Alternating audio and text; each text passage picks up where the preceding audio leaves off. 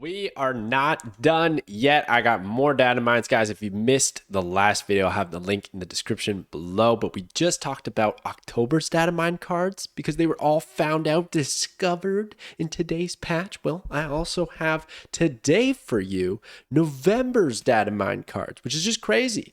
Now, a lot of these characters we knew were coming out, but their abilities have either been entirely reworked to be something different, or we only knew about the character themselves. They didn't have a stat line and they didn't have an ability. Well, now we have a lot of that information. And let me tell you, there's two cards here. I mean, you're looking at one right now, but I think they're just broken and they're going to get changed before they actually release. Let's get to Miss Marvel here, okay? So Miss Marvel, a 4/5. Ongoing, adjacent locations where your cards have unique costs have +5 power. Now that is kind of confusing. There's a lot going on there, but what I basically understand is if I play Miss Marvel in the center location and then the two locations adjacent, left and right, if all the cards that I have played there have unique costs, so a 1 cost, a 2 cost, a 3 cost, a 4 cost, then Miss Marvel is going to give it +5 power so long as her ongoing ability stays intact. That just seems unreal to me. Now, there are some counters like, Enchantress, Rogue, these sorts of things to get rid of the ongoing ability, but also the stuff decks, like throwing over rocks, goblins. You got to watch out for that because if you have a 1 cost, a rock gets over there, then you're going to lose +5 power. That rock is really doing some damage, not just taking up a spot. So there's definitely, some things to be wary of, but my goodness, this in like a perfect scenario, if it works, no counters, we're looking at an easy 415. And then you could stack it with Onslaught, 430. Like, holy, well, not quite 30, right? 25, because she's only giving +5. It's like Mr. Fantastic, right? And then maybe we can't play it in the center location all the time, There's a location that restricts us. We can't actually play it in the middle. You only play it to the one side. But even then, it's a 410.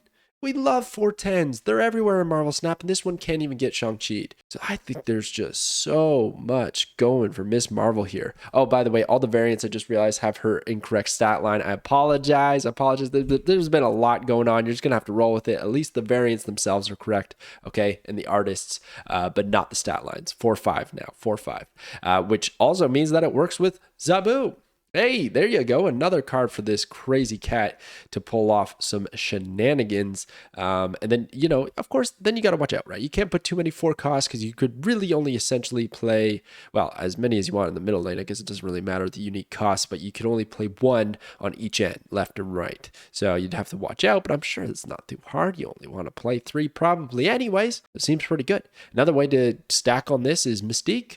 Mystique is a unique card as well. So if maybe you just want to give +5 power to the center location and avoid like Enchantress or anything like that, you play Mystique to the left. Now she's giving 5 to the mid. She's only a 3/5 at that point, but hey, that's not all that bad. It's still pretty decent as long as the cards have unique costs. And maybe that's the tricky part to navigate. I don't think that condition that difficult in Marvel Snap to navigate. I think we can do it, and I'm giving this 5 stars. I know it's early. I think this might change, but we're going to see, and the variants are unreal. So Miss Marvel is looking absolutely fantastic, coming out right in time for the Marvels movie, which is going to be sick.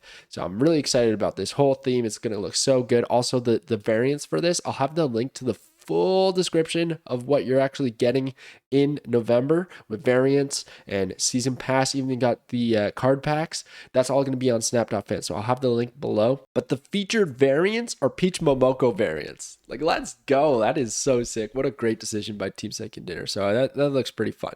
All right, let's get to the next ones. Next up is Gladiator, a 3/8 on reveal. Add a card from your opponent's deck to their side of this location. If it has less power, destroy it. See ya later. Get out of here. That is insane. But what's more insane? Destroying a card from your opponent's deck, which is like maybe their win con. Who knows? Just absolutely Shrek them. Or a 3/8 stat line. Like, are we kidding me here right now? Like, Maximus is a 3/7 giving your opponent 2 cards. Gladiator's a 3/8 who's going to take a card from their deck. Yeah, sure. Maybe it ends up being like America Chavez or something like that has more power than Gladiator. It doesn't get destroyed and you put that on the board.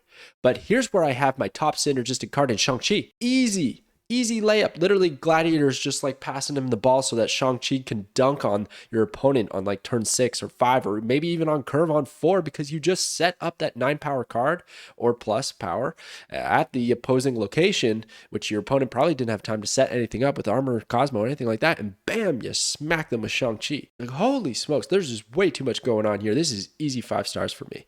And if you're wondering which series this is going to be or what else is going to be in the spotlight caches, I'm going to have that at the end of the video, so stay tuned. I'll have the full schedule. We have this information at our disposal because this card is nuts. I could easily see this losing a few points of power before it's actually released because it seems just broken in my opinion. Now it could get countered by like it's an on reveal, there's armor, there's destroyed. Like you got to watch out for that. Maybe you're against a destroyed deck and you end up pulling out X23. You give them +1 energy. I mean, there's things that could happen, but I think it's so few and far between. And in most case scenarios, it's going to be amazing. Bam, your opponent's playing a Darkhawk deck, you take the Darkhawk, you destroy it, it's out of here, gone. Like, there's so many cards.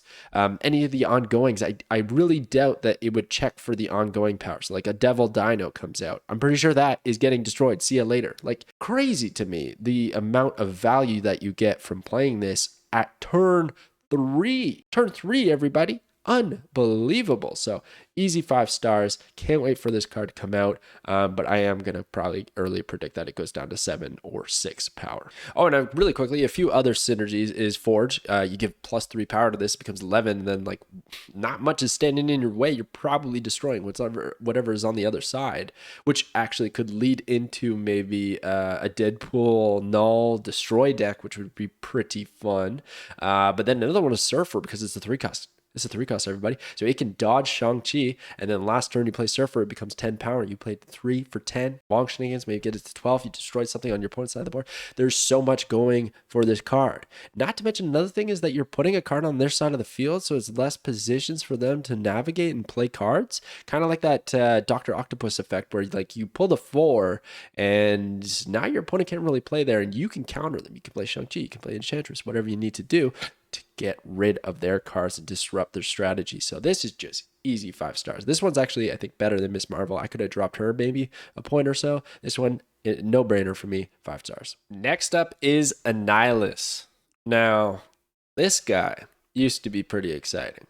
He had a chaotic ability where he moved everything around, all on the entire board. Things were going to shuffle, and I didn't even know if that was going to be that good. But now he's been changed, and maybe I'm underestimating him. Let me know. Please let me know some crazy synergies that could occur with this card, because I am struggling to find utility in Annihilus's new ability. So he's a 5/8 on reveal. Your cards with 0 or less power switch sides. Destroy those that can't.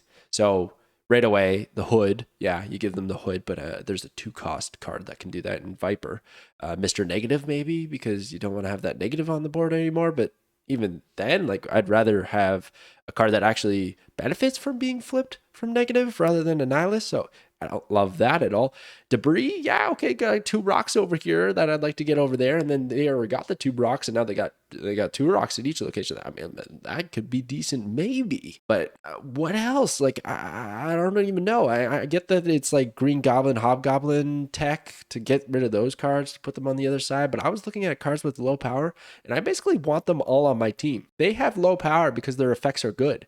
So it's hard to find those that actually work with this card. I mean, I guess after every card that's printed that has 0 less power with a bad effect, we'd be like, hey, that's good with Annihilus. Maybe finds utility, but I don't know. And then a 5/8, like, we know that 5/8 is just a bit stale. I mean, I would much rather run Spider-Woman, who's a 5/8 that doesn't even get played a lot, is going to give maybe -4 power to my opponent's side of the board. And I don't know, that just seems a lot better than whatever Annihilus could do for me. I am not high on this card. I'm giving this 1 star. This is probably one of the worst cards I think I've seen in quite some time. But maybe I'm underestimating him. I don't know. Like, please let me know some utility for this card, because I would love to get hyped for it. I love the variants. They look so cool. It's such a cool character. I think there's a lot of like could have been some cool potential with it.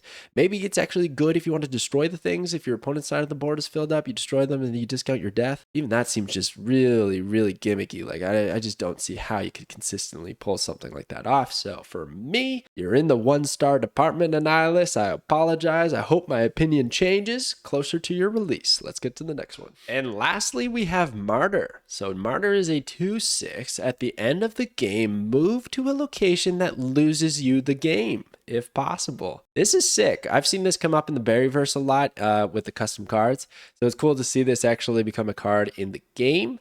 It's a lot better than you might think. You see the losing tag and you think, why would I want to run something that's gonna make me lose cubes? I'm trying to win cubes.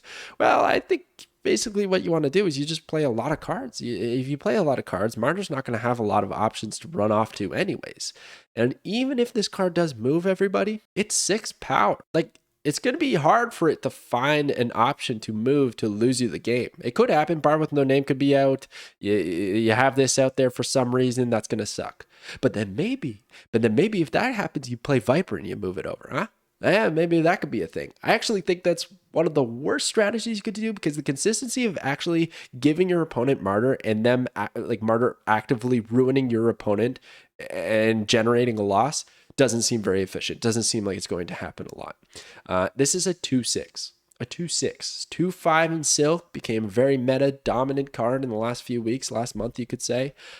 Slow start, but eventually got there. And that's got RNG that could essentially lose you the game as well. Well, Martyr's got that, but you could navigate the board a lot better and know at the end of the game, at least by turn 6, you could know if Martyr is going to screw you or just, be a good 6 power card that's on the board. So I like the value that you can find here. I have Ultron as a synergistic card because you just flood the board, but really anything that does that, Dr. Doom, Squirrel Girl even, maybe if you just fill it up, she got nowhere to go. She's 6 power, she's good to go.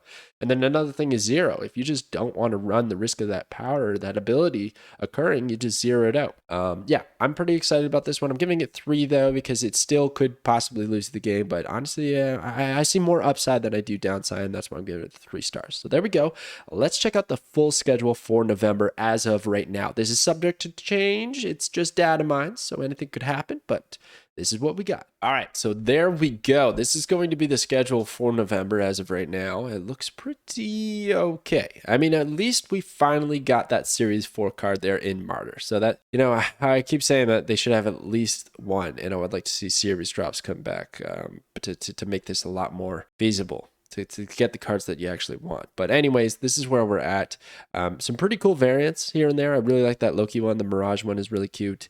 The Dakin looks hilarious. I love that Rian Gonzalez variant. It looks great. But overall, I would pass on the Annihilus week anyways, because I'm not too big on Annihilus unless he ends up changing.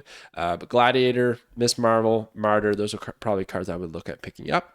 But there you go. Definitely snap subscribe. This is what I prioritize on my channel, to get you guys this Datamine information so that you have that at your disposal and you know what to save up for, because it is so important to save your spotlight caches for a card that you're actually excited for. Not just the hype, not just the online, this meta, whatever. A card you enjoy playing. You gotta save up for that and save up those precious tokens, because right now it's tough out there, man. It's not easy to acquire new cards, so you got to be conservative. But there you go. That's the information. Thank you so much for tuning in. This has been a crazy wild day with the Datamines and the patch and all this information, but it has been fun.